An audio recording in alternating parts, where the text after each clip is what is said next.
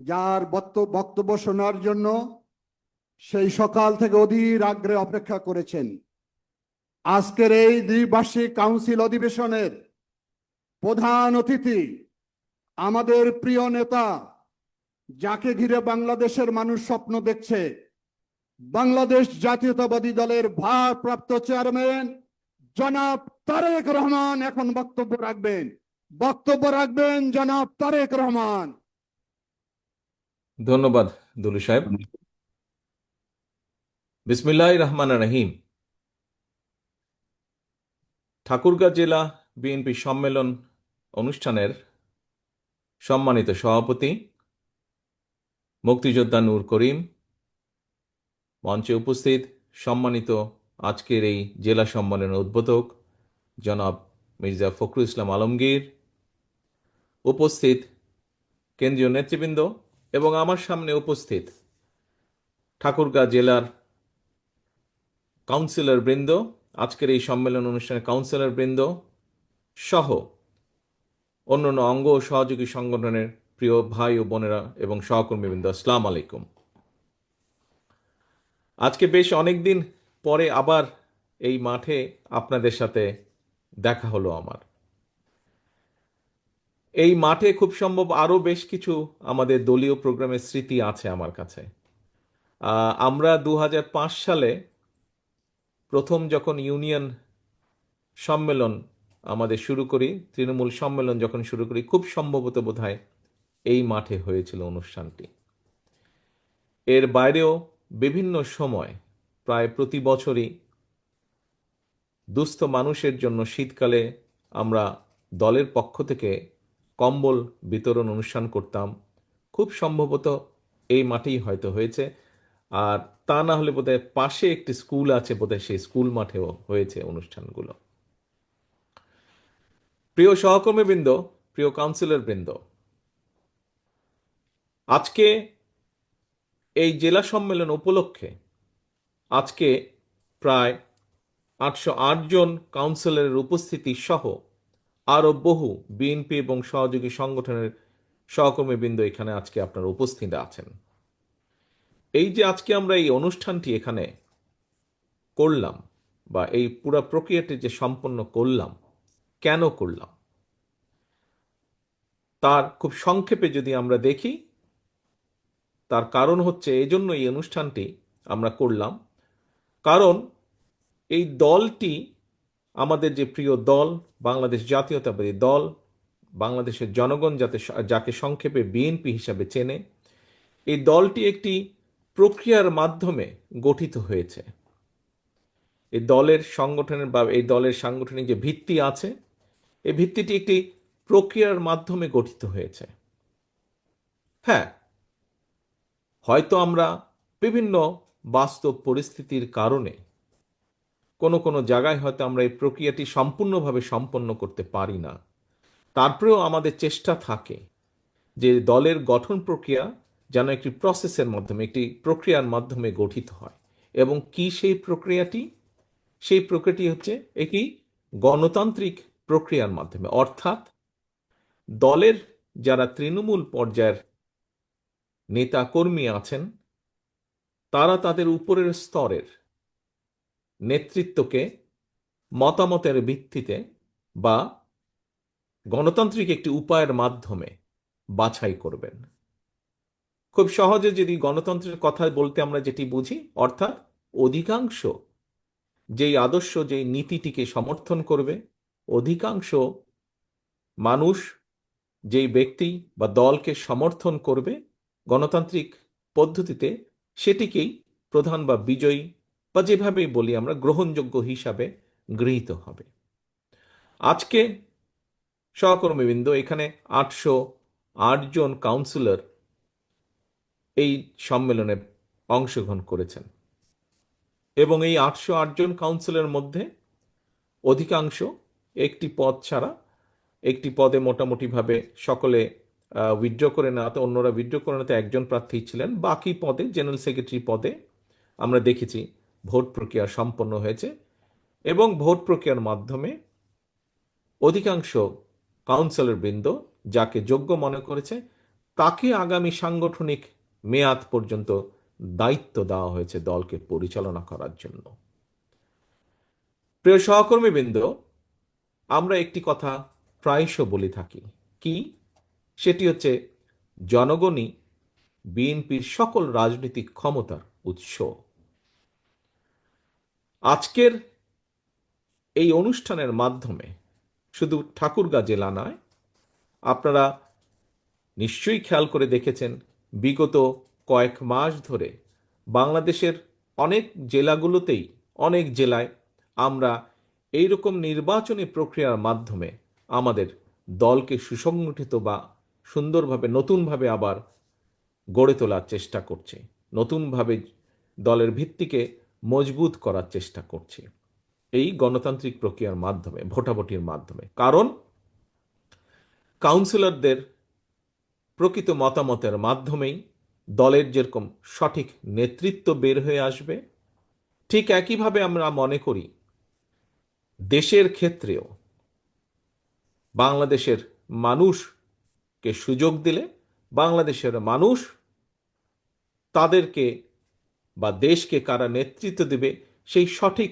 নেতৃত্বকে বের করে আনতে সক্ষম হবে বা বের করে নিতে পারবে।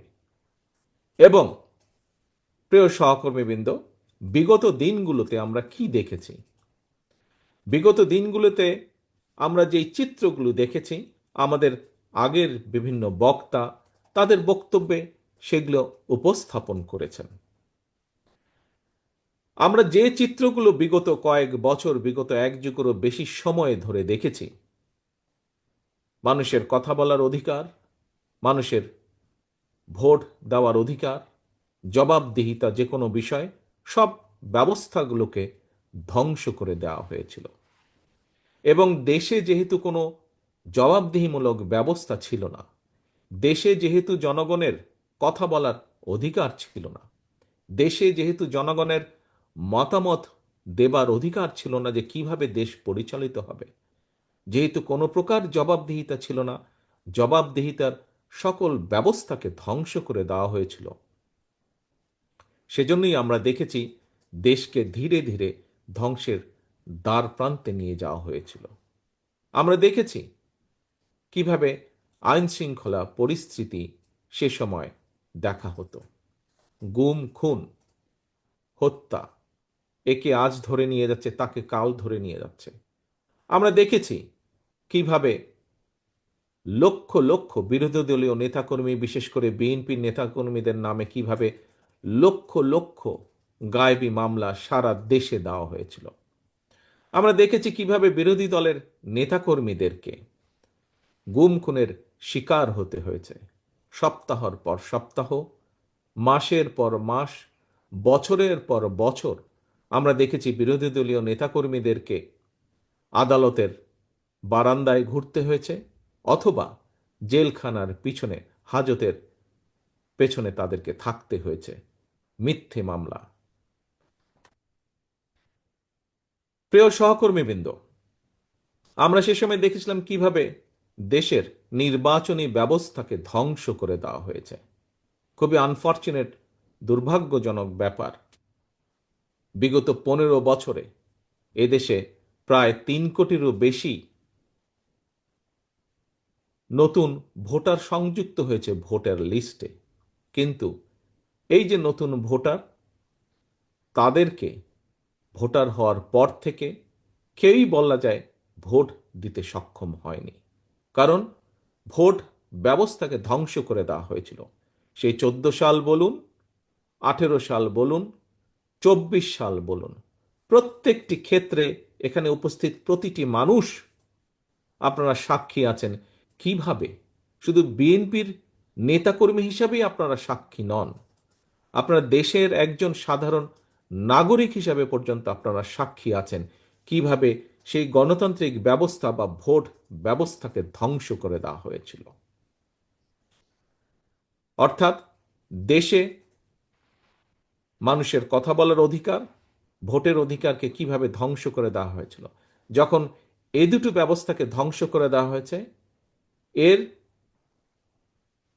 রিয়াকশন হিসাবে প্রত্যেকটি জায়গায়, সেটি শিক্ষা ব্যবস্থা বলুন, অর্থনৈতিক ব্যবস্থা বলুন, যাই বলুন না কেন, সমাজের বিভিন্ন ব্যবস্থা বলুন, প্রত্যেকটি ব্যবস্থা ধ্বংস করে দেওয়া হয়েছিল। প্রিয় সহকর্মীবৃন্দ, 1971 সালে লক্ষ প্রাণের বিনিময় আমরা বাংলাদেশের স্বাধীনতা অর্জন করেছি। বাংলাদেশের মানুষের প্রত্যাশা ছিল যে তাদের প্রত্যাশিত একটি বাংলাদেশ ধীরে ধীরে গড়ে উঠবে। বিভিন্ন সময় গড়ে ওঠার প্রক্রিয়া শুরু হয়েছে, কিন্তু আমরা দেখেছি একই সাথে সেই প্রক্রিয়াকে থামিয়ে দেওয়ার জন্য আবার একটি কিছু মহল বিভিন্ন সময় ষড়যন্ত্রের জালও তারা বুনেছে।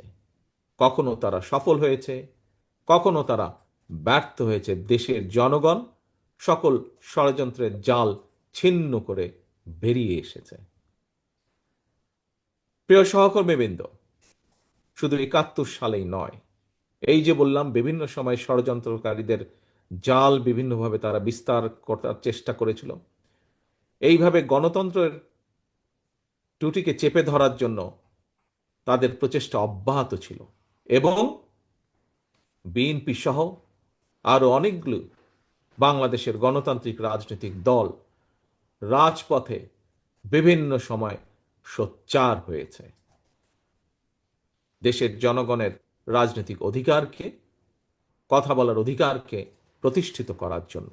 এবং তার ফলশ্রুতিতে আমরা দেখেছি যারা স্বৈরাচার ছিল, যারা চেষ্টা করেছিল দেশের জনগণকে দাবিয়ে রাখতে, আমরা দেখেছি সেই স্বৈরাচাররা তাদের ক্ষমতাকে ধরে রাখার জন্য কিভাবে গুমের রাজনীতি শুরু করেছিল, খুনের রাজনীতি শুরু করেছিল, মিথ্যা মামলার রাজনীতি শুরু করেছিল, লুটপাটের রাজনীতি শুরু করেছিল, অর্থ পাচারের রাজনীতি শুরু করেছিল, কিভাবে মেগা প্রকল্পের নামে মেগা দুর্নীতি শুরু করেছিল।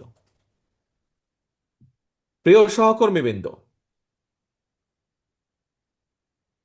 বিএনপি সহ আরো অনেকগুলো গণতান্ত্রিক রাজনৈতিক দলের নেতাকর্মীরা সেদিন রাজপথে নেমে এসেছিল, এবং আমরা দেখেছি আমাদের হাজারো লক্ষ নেতাকর্মী, বিএনপি সহ অন্যান্য রাজনৈতিক দলের শত হাজারো লক্ষ নেতাকর্মী কিভাবে অত্যাচারিত হয়েছে, নির্যাতিত হয়েছে, কিভাবে বহু নেতাকর্মী আমাদের প্রাণ হারিয়েছে বিগত প্রায় 16 বছরে।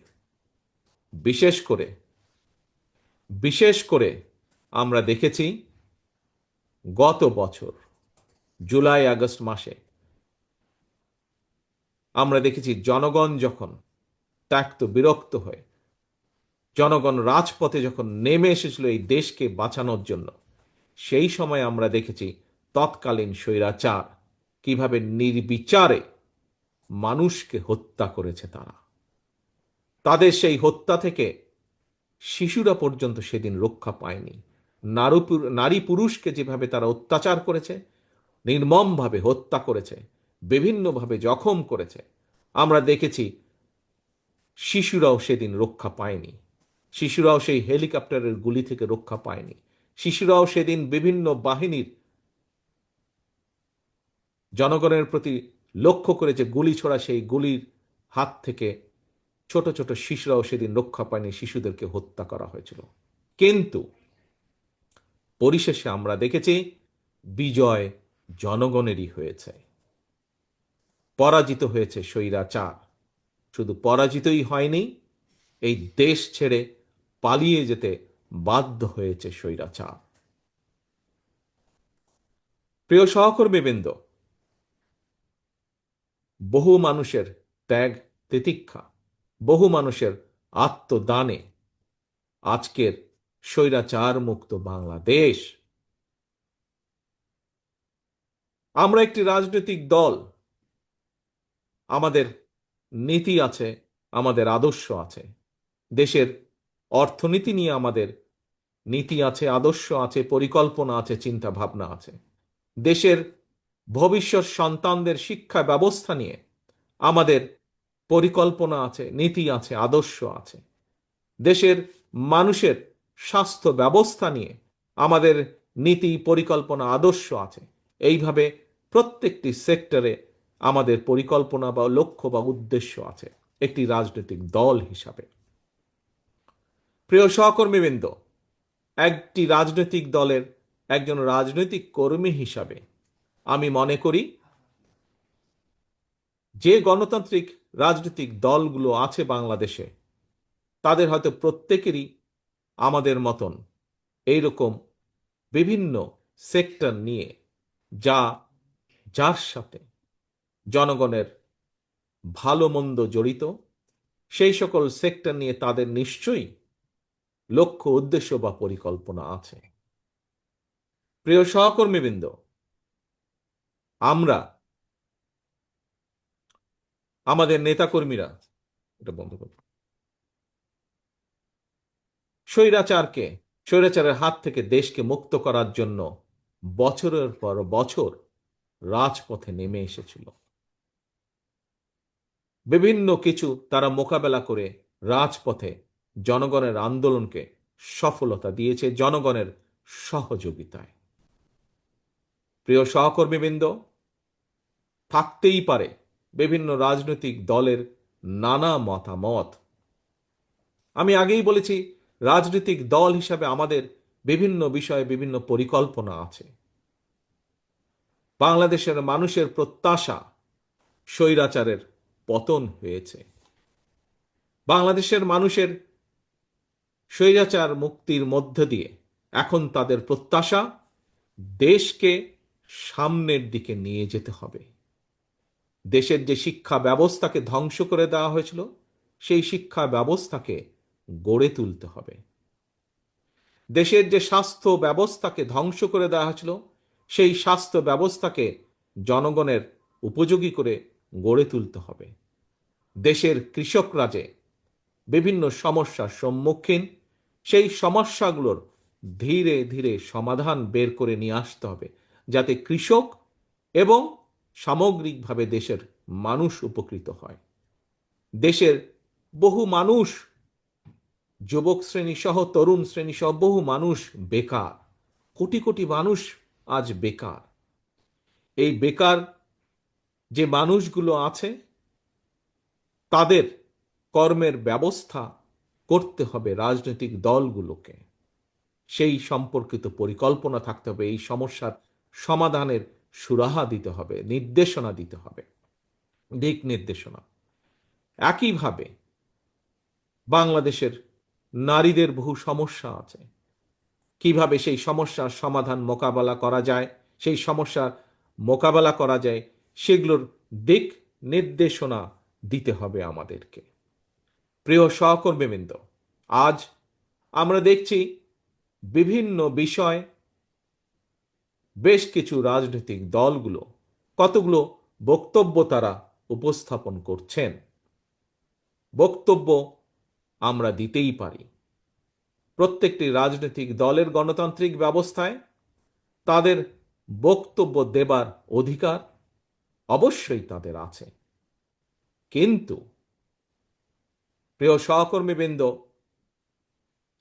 আমরা যদি বক্তব্য উপস্থাপন করতে গিয়ে দেশে যদি এমন একটি পরিস্থিতি তৈরি হয়, যে পরিস্থিতিতে কোনো অরাজকতা তৈরি হবার সম্ভাবনা থাকতে পারে, যে পরিস্থিতিতে দেশে পলাতক স্বৈরাচার আবার ফিরে আসার পরিস্থিতি তৈরি হতে পারে, তাহলে সেটি দেশ, দেশের জনগণ এবং দেশের গণতান্ত্রিক ব্যবস্থার জন্য অবশ্যই সেটি কোনরূপেই ভালো হবে না। প্রিয় সহকর্মীবৃন্দ, আজ এই যে আপনারা মানুষগুলো এখানে একত্রিত হয়েছেন, আমরা একটি সুন্দর প্রক্রিয়ার মাধ্যমে, একটি গণতান্ত্রিক প্রক্রিয়ার মাধ্যমে এইখানে আমরা নেতৃত্ব বাছাই করে নিয়েছি, যারা আগামী সাংগঠনিক মেয়াদ পর্যন্ত ঠাকুরগাঁ জেলাতে বিএনপির কার্যক্রম পরিচালনা করবেন একটি শান্তিপূর্ণ উপায়। দেশের মানুষ আজ প্রত্যাশা করে যে রাজনৈতিক দলগুলো আমরা প্রত্যেকে আলাদা আলাদা রাজনৈতিক দল। আমরা যদি প্রত্যেকটি বিষয়ে 100% একমত হতাম, তাহলে তো আমরা একটি রাজনৈতিক দলই থাকতাম, তাহলে তো আর আলাদা আলাদা রাজনৈতিক দল হতো না। প্রিয় সহকর্মীবৃন্দ, প্রত্যেকটি ভিন্ন ভিন্ন রাজনৈতিক দলের ভিন্ন ভিন্ন মতামত থাকতেই পারে, কিন্তু আজ এখানে যারা ক্যান্ডিডেট ছিল তারা যেরকম কাউন্সিলরদের কাছে গিয়েছে, কাউন্সিলরদের মতামত চেয়েছে, এবং সেই মতামতের ভিত্তিতেই আজ সম্মেলনের মাধ্যমে নতুন কমিটি গঠিত হয়েছে। আমরা মনে করি রাজনৈতিক দলগুলো তাদের মতামত উপস্থাপন করবে, রাজনৈতিক দলগুলো তাদের মতামত, তাদের চিন্তাভাবনা, লক্ষ্য, উদ্দেশ্য জনগণের সামনে উপস্থাপন করবে। জনগণ বাছাই করে নিবে কে দেশ এবং জনগণকে আগামী দিনের জন্য নেতৃত্ব দিবে। জনগণ বাছাই করে নিবে, শুধু জনগণ বাছাই করে নিবে না, জনগণ সিদ্ধান্ত নিবে কে আগামী দিনে এই দেশকে পরিচালনা করবে। যাদের নীতি, লক্ষ্য, উদ্দেশ্য, আদর্শ, পরিকল্পনা জনগণ পছন্দ করবে, জনগণ গ্রহণ করবে, জনগণ তাদেরকেই সেই দায়িত্ব অর্পণ করবে।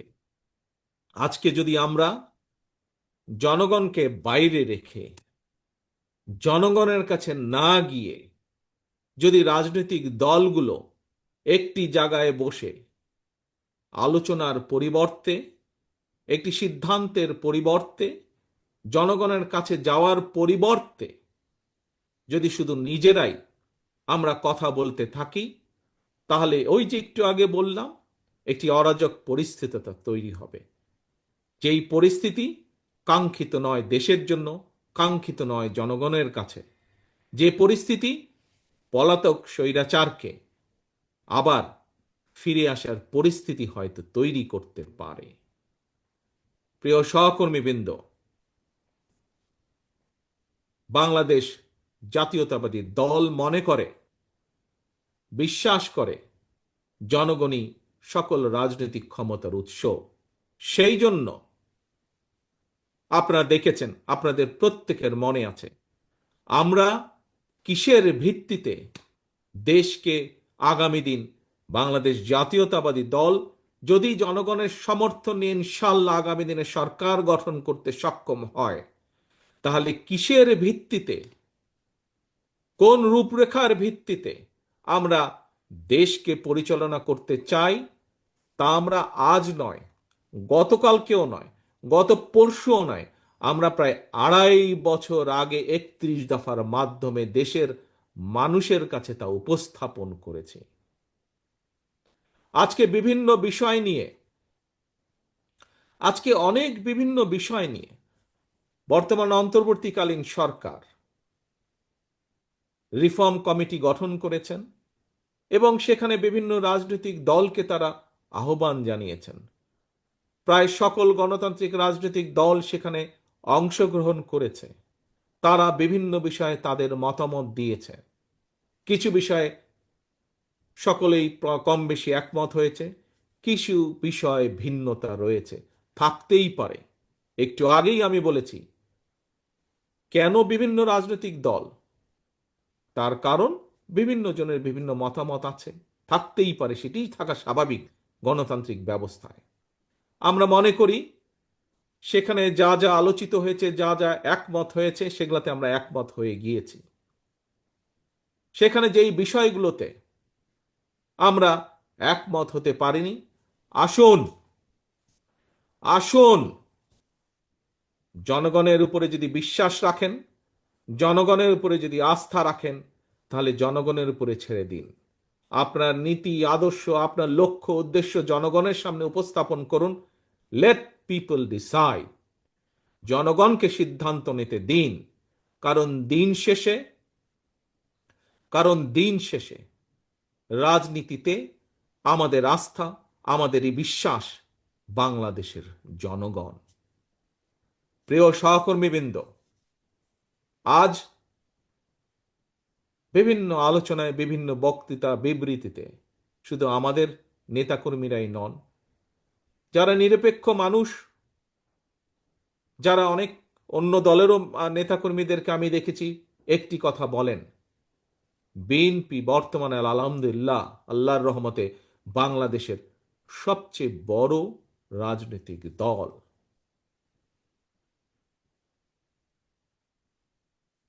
সবচেয়ে বড় রাজনৈতিক দল হিসাবে আমি প্রথমেই কৃতজ্ঞতা প্রকাশ করি এই দেশের মানুষের কাছে, এই দেশের জনগণের কাছে। কারণ জনগণের সমর্থন না থাকলে অবশ্যই কোনো রাজনৈতিক দল বড় হতে পারে না।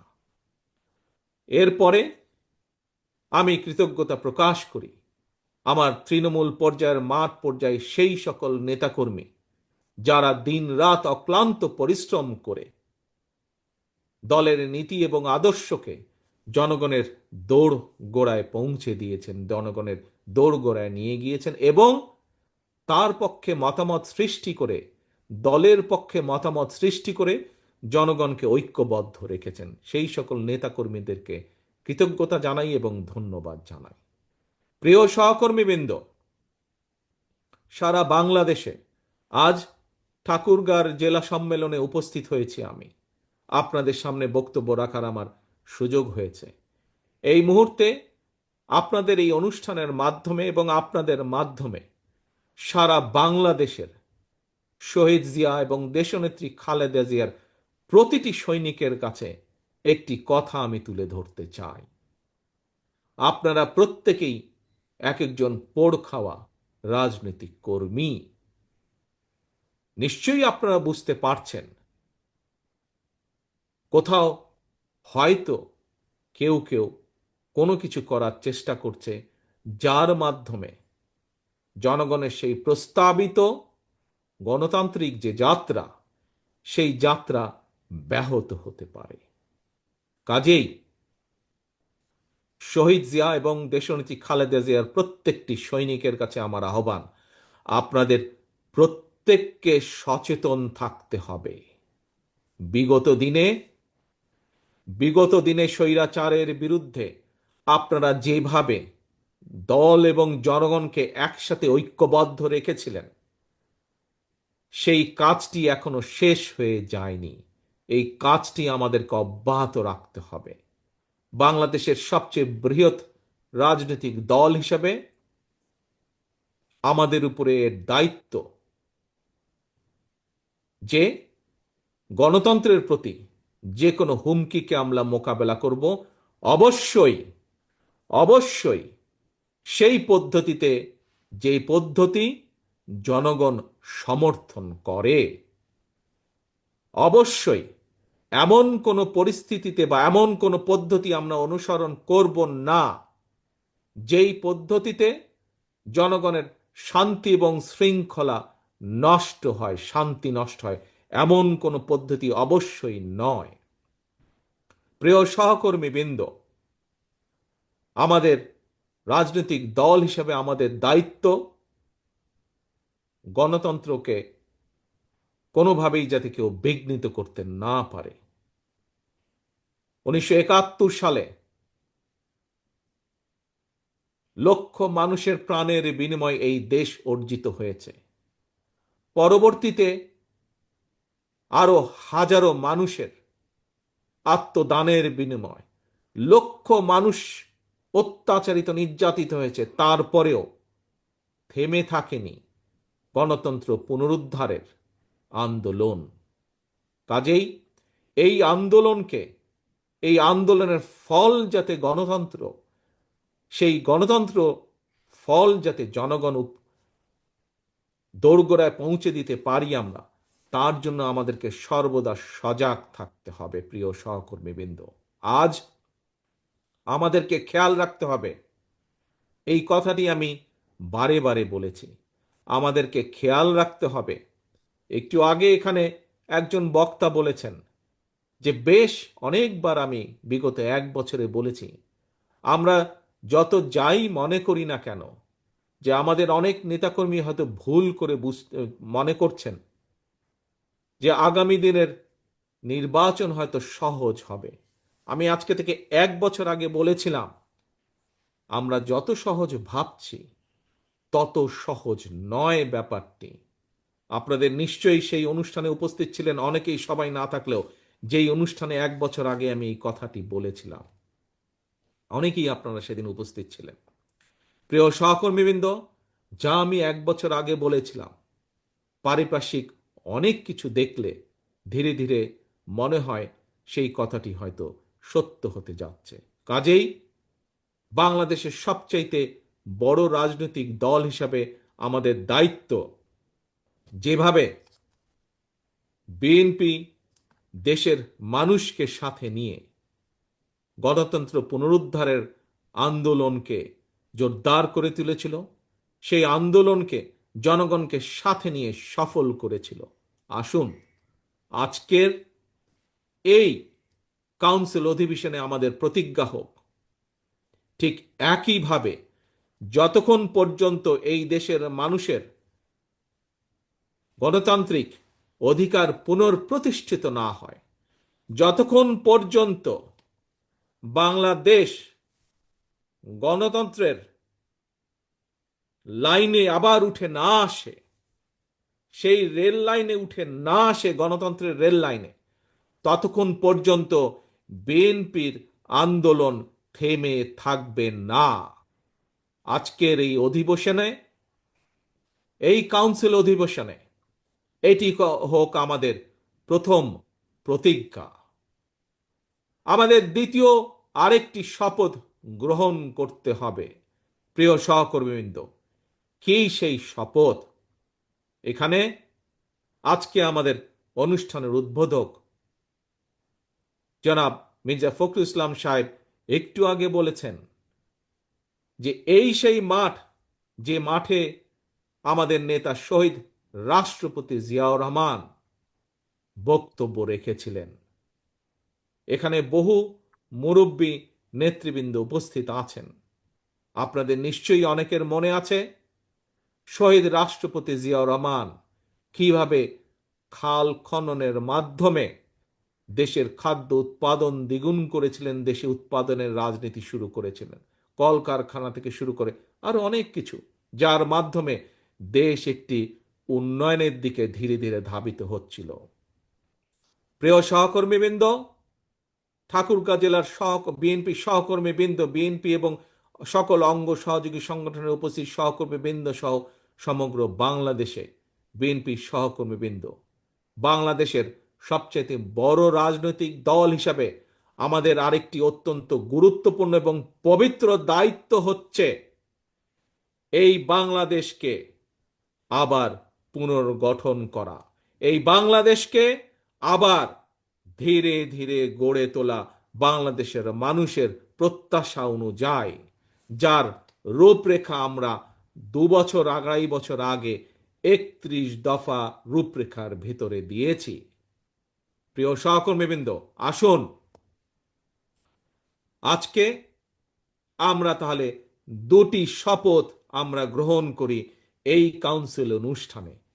এক, যে কোনো মূল্যে যতক্ষণ পর্যন্ত আমাদের প্রিয় মাতৃভূমি বাংলাদেশ গণতন্ত্রের যাত্রায় ফিরে না আসবে, গণতন্ত্রের রেল লাইনে চলা শুরু না করবে, ততক্ষণ পর্যন্ত বিএনপি শহীদ জিয়া, খালেদা জিয়ার প্রত্যেকটি নেতা কর্মী অতন্দ্র প্রহরীর মতন জেগে থাকবে এবং গণতন্ত্র পুনরুদ্ধারে কাজ করবে।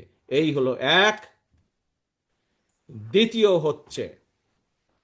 দ্বিতীয় শপথ হচ্ছে ইনশাল্লাহ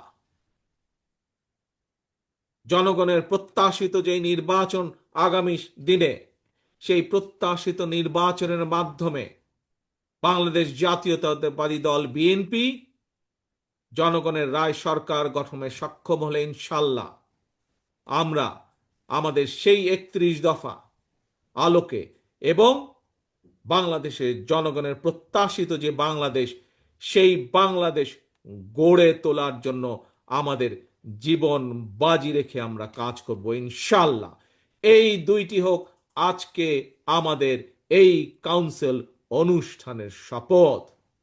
প্রিয় সহকর্মীবৃন্দ, সামনের দিনে আমাদের তাহলে ইম্পর্টেন্ট কাজ হচ্ছে দুটো।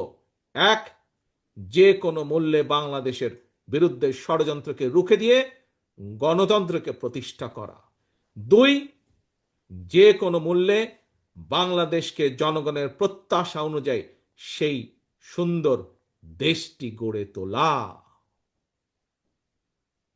সবাই আমার সাথে একমত দেশ গড়ে তোলার জন্য? আসুন আমাদের রাজনীতি, আজকের রাজনীতির অন্যতম প্রধান লক্ষ্য হোক, অন্যতম মূল লক্ষ্য হোক, আমরা জনগণের প্রত্যাশিত বাংলাদেশ গড়ে তুলব ইনশাআল্লাহ। আল্লাহ হাফেজ। বাংলাদেশ জিন্দাবাদ। বাংলাদেশ জাতীয়তাবাদী দল জিন্দাবাদ। আসসালামু আলাইকুম।